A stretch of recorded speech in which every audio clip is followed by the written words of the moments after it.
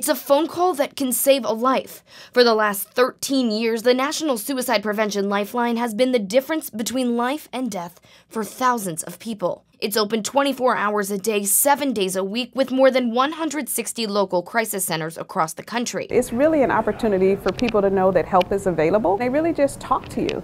What's going on? Why'd you call today? How can we help you? And yet, for those dealing with depression, even looking up the number can be too much. Because that in and of itself is an admission that something's wrong. Right. And that's what people are struggling with. Am I crazy?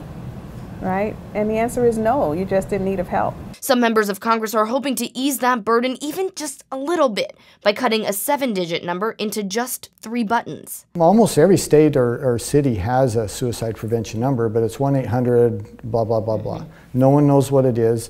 A simple number, 611, 411, whatever it might turn out to be, everyone knows that suicide prevention hotline number. For Republican Congressman Chris Stewart, it hits home. I've had experience with someone that I loved who nearly committed suicide. And I think if you ask, most Americans would say, yeah, I know someone, maybe in my family, maybe in my circle of friends, who either committed suicide or attempted to commit suicide. So this isn't a problem that, is just hitting a few of us. It's something that's hitting more and more of us. So he's asking for a 180-day study to look into changing the number to a simple N11 number that will be as easy to remember as 911.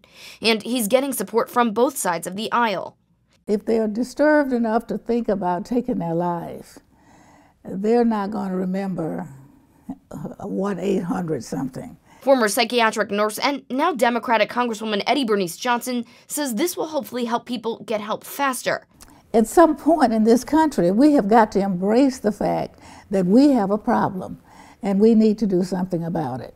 In fact, according to the Centers for Disease Control, in 2016, suicide was the second leading cause of death among individuals between the ages of 10 and 34, only behind unintentional injury.